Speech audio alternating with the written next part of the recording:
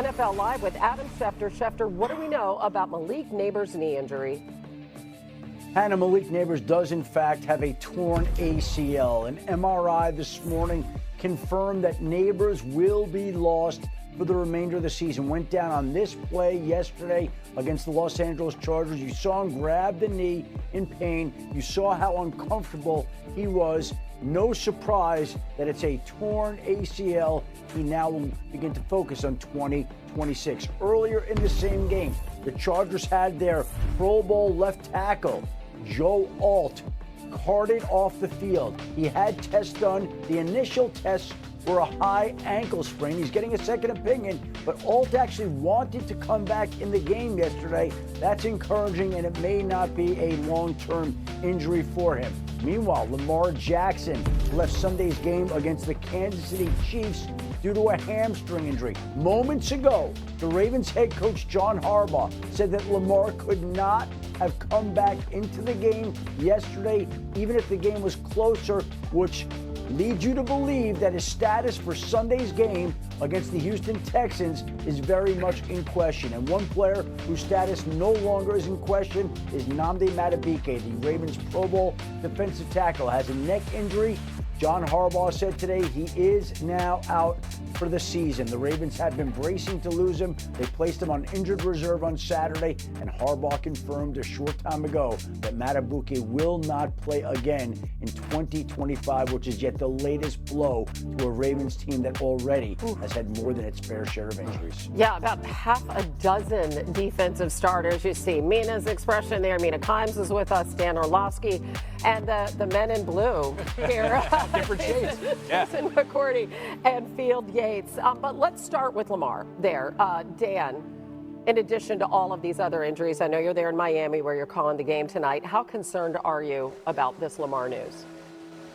Yeah, this is obviously an enormous deal. I think just because he's Lamar Jackson, the style of football that he plays, the style of football he allows their offense to play, I'd also say this, Hannah, this receiving group hasn't really been getting open versus man coverage. So we're talking about an unbelievably dynamic player that has had to run, I would argue, probably a little bit more or move a little bit more because their guys really just haven't been getting open against man coverage. And then the concerning thing is, I would say off the game yesterday, that's, I think, the worst I've ever seen the Baltimore Ravens get beat since I've been in this job. I think it's the most unprepared I saw the Baltimore Ravens since I've been in this job. You talk about an offense playing against a defense that loves to bring pressure, and they had absolutely no pressure playing against Kansas City. They look completely unprepared. Yeah, I share a lot of Dan's concerns, and especially if Lamar's out for any length of time or even injured and playing, you're worried for a number of reasons, one of which is they cannot run the football without him.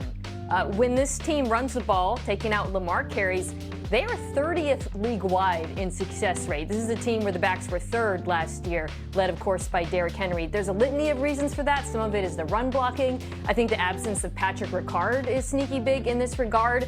But it's turned up the level of difficulty and then obviously becomes a non-factor when they're playing from behind. The other thing that really jumped out to me, Dan talked about the lack of plan versus the blitz. The other thing that I found really strange, to be honest, was the lack of plan versus a spy. The Chiefs obviously watched the Lions tape and used their backers kind of similarly, where they would walk them up to the line of scrimmage and then drop them. And the Ravens never attacked it once. I've been wondering, when you have those backers playing the shallow part of the field, play action pass over them, but there's nothing. And it seemed like they were almost taken aback to see it again, which surprised me. You see Derrick Henry's numbers there at the bottom of your screen, way down compared to last year, a couple of fumbles. But then if you go over to the defensive side of the equation, and we just heard about Madubuike, and you look at the number of key injuries they have on defense, wow, sitting at 1-3. How bad is this? It's bad because you look at it, not only the injuries, but this was already a defense that was struggling. They're last in the NFL when it comes to points allowed. Justin Madubuike is a huge piece, not only in the run game, but in the pass game as well as an interior pass rusher. I think worse than that, when you look at the rest of this list, no Roquan Smith on a defense that is at the bottom of the league when it comes to defending the run. A leader as Kyle Van Noy, who hasn't been out there. And then two more corners get hurt in the game. And then behind Madubuike, Broderick Washington, Travis Jones, both of those guys are out as well. So you don't even have the depth to have the loss of a Madubuike. I don't know what their answers are going to be. Not many answers on the sideline. Yeah, 2 games ago against the Detroit Lions on Monday Night Football, they allowed 207 rushing yards on runs just between the offensive tackles. The numbers yesterday aren't nearly as damning, largely because the Chiefs are not an offensive rushing wagon. Their leading rusher yesterday was a wide receiver in Xavier Worthy with just 37 rushing yards. But going forward, maybe not this week against a struggling Houston Texans offense, but the formula when you play this Ravens defense is we can beat you directly up the spine of this defense, certainly impacted by Madubuike's absence for the rest of the year. They have never allowed this many points in a 4-game span under Jim Harbaugh. That's 133 points in 4 games.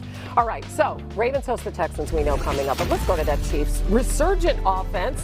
Field just mentioned they got Xavier Worthy back, and here's a 1st and 10 on their own 44. The pitch, 35 yards, longest design run by the Chiefs this season, J-Mac. You don't have to throw it over the top. Just give it to Xavier Worthy and let the speed do the rest. And then here we go. Field, Juju Smith-Schuster, touchdown. Juju was so clutch for them yesterday, and we'll talk about this more in just a minute. But the right role for Juju Smith-Schuster with Xavier Worthy back. First TD of the season, and why not Hollywood Brown getting into it? This looks kind of like, throwback Chiefs offense, right? They have their mojo back. It's like a party. Everybody wants to join. Yeah, 37-20 is your final. And again, we have talked a lot about Xavier Worthy being out and the impact that had, and it really was noticeable with him back in the game. 44 plays with him on the field this season. The Chiefs have thrown 4 touchdown passes compared to just 3 touchdowns on 208 plays without him on the field.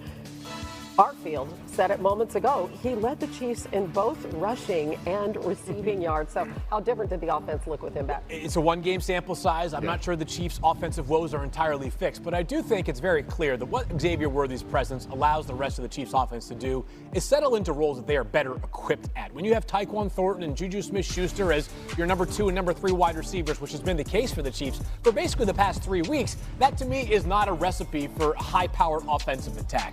Xavier Worthy allows those guys to kind of push down to that more complementary receiver role. And by the way, when Rashee Rice returns, which is week 7 when he is back from a suspension, this offense gets to level up a little bit more. So pressure taken off of players who probably weren't expecting Dan to be playing such prominent roles early on in the year. Yeah, Babyface, I love that point. I would say the offensive plan from the Chiefs yesterday was one of my favorite in 2 seasons. I think there were schematic differences on this football team yesterday multiple times.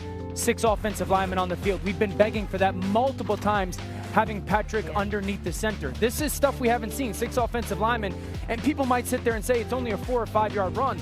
That's a huge deal for this offense. There's 6 offensive linemen again. This is the Xavier Worthy reverse, where you get everybody on the defense, single high safety, finally thinking one thing, and then you give it to that speedster. The fact that they moved the pocket from Patrick under center. 6 offensive linemen. What do you guys see? There's 1 safety in the middle of the field. Teams are committing to quote-unquote stopping the run. Now that's a little bootleg. That's 15 yards to Kelsey uncovered. They don't get that in that shotgun dropback world. Once again, 12 personnel, quarterback underneath the center, ball fake, commitment by the defense, and then there's a roll pass to Isaiah Pacheco. Almost 20% of their snaps yesterday, Patrick Mahomes was underneath the center. We have not seen that from this football team. I was so encouraged by their offense.